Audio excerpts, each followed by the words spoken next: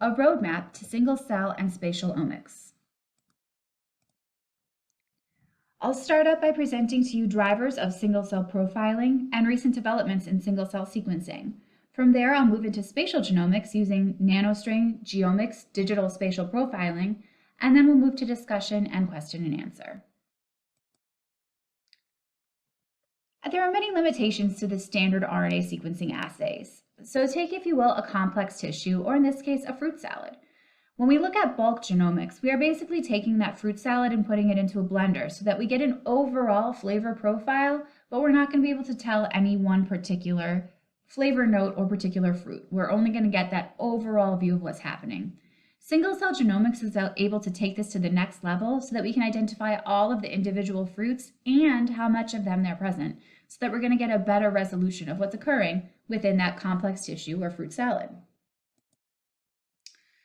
Now, with any research project, the quality of our input directly dictates the quality of our output. And so with 10x genomics or single-cell profiling, we really want to focus on having lots of live cells for our downstream analysis. Dead cell removal improves the data quality. At GeneWiz, we have a proprietary protocol where we're going to do dead cell removal using magnetic beads. So for any sample that is below 70% viability, we will do dead cell removal and use these magnetic beads to remove the dead cells so that the live cells are left. With this approach, we will have increased cell viability, and that ultimately yields the best possible result, with improved quality in both the sequencing itself and the number of genes that we can capture per cell. Now, when we're thinking of single-cell sequencing, we want to move beyond just single-cell RNA sequencing. So at GeneWiz, we have a comprehensive suite of single-cell sequencing solutions. This includes single-cell RNA-seq, but also includes single-cell ATAC-seq and single-cell immunoprofiling. Single-cell ATAC-seq allows for epigenomic insights at the cellular level. This includes, but is not limited to, cell cluster and classification to help identify cell types in heterogeneous cell populations, regulatory variation to detect altered gene regulation and/or novel enhancers in rare cells and subpopulations, trajectory studies to discover states for lineage and development tracing, and that way we can understand the mechanisms of cell fate. And then finally, chromatin accessibility. So by using this ATAC-seq approach, we're able to reveal subpopulation-specific regulation, which allows us to find cell type-specific cis-regulatory networks. Single-cell immunoprofiling really enhances the overall view of our immunoprofiling studies. Standard immunoprofiling is a bulk analysis where we're going to take all of the cells that we analyze and look at the VDJ, B cell receptor, and T cell receptor and get an aggregate or overview of what's happening, which means that we'll only have the heavy chain and the light chain. We'll be able to tell the frequencies of heavy chain and frequency of light chain, but we will not be able to tell the complete pairing of heavy and light chain. With single-cell immunoprofiling, we'll take all of the cells that we are looking at and we'll get the complete heavy and light chain combination. So we'll be able to actually get a comprehensive view of exactly what's being expressed in all of the cells assayed.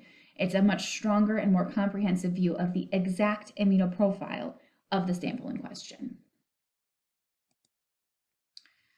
Using these all together, we can get a great multi-omic characterization using these single-cell platforms. So we can use the single-cell RNA-seq to characterize rare cell types and complex systems such as cancer, perform high-throughput genetic screening, and identify novel biomarkers. We can use the single-cell ATAC-seq in tandem to uncover epigenetic variability, define cell types and states for lineage and developmental tracing, and discover novel biomarkers as well.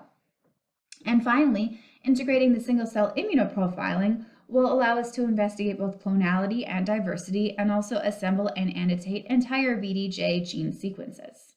Now, again, all of these do require us to have high cell viability because what we put in upstream dictates what we can get downstream.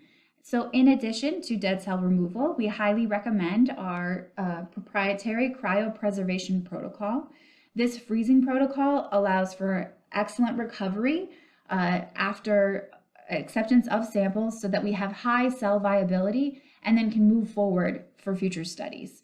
And so I'm just showing you here on the bottom right, the difference between fresh and cryopreserved samples. You'll see that the cell viability is on par for fresh and cryopreserved. So really, really critical that not only do we have lots of good, healthy cells, but that they are well preserved in order to attain that.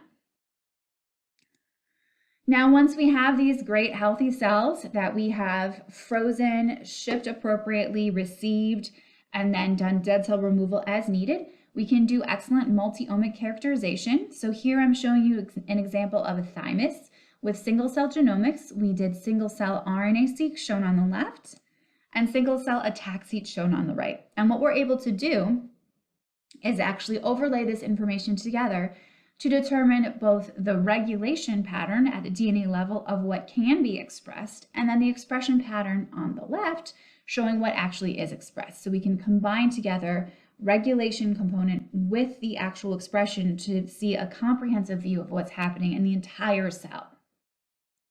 Now, this approach is actually using two different cell sampling from the exact same tissue. So we're using some for single-cell RNA-seq and some for ATAC-seq. Again, we're still looking at the same sampling, but we're using slightly different cells.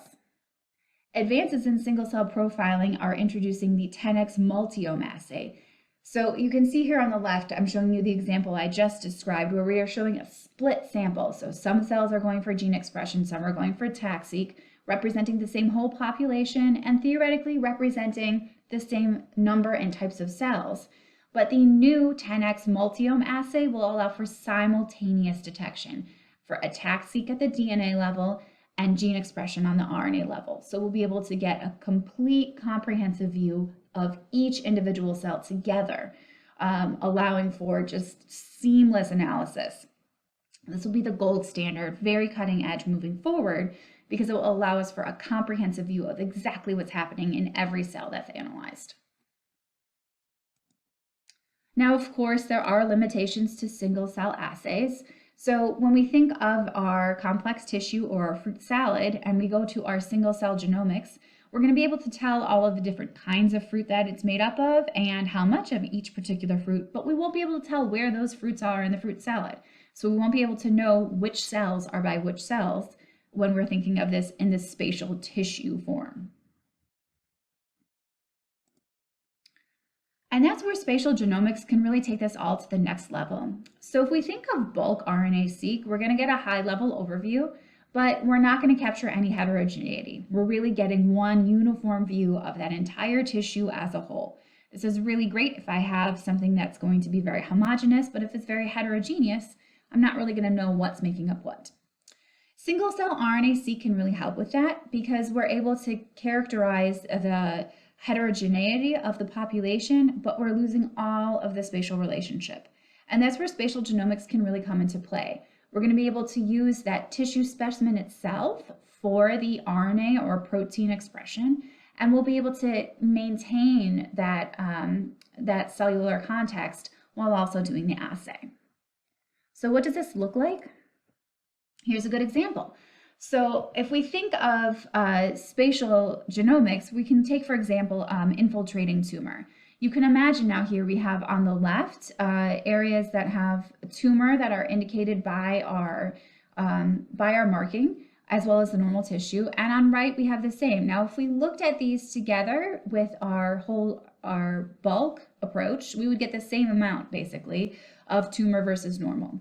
If we did this with single cell, we would get similar information, and we would know how many of the tumor cells and how many normal cells and how they interacted with each other, but we would miss all the spatial context to know that if we were looking at these two tissues with spatial genomics, we'd be able to very clearly see that they in fact have far different cellularity, and we can see where these cells are interacting with one another and how they might vary from one another when we look at the final end result.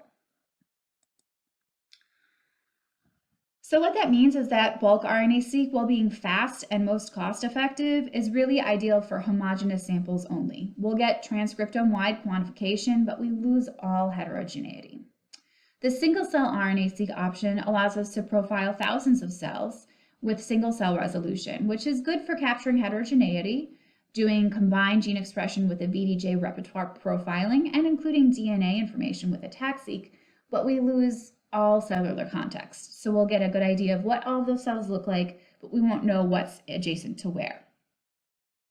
Nanostring geomics digital spatial profiling provides morphological context for simultaneous profiling of protein and mRNA expression.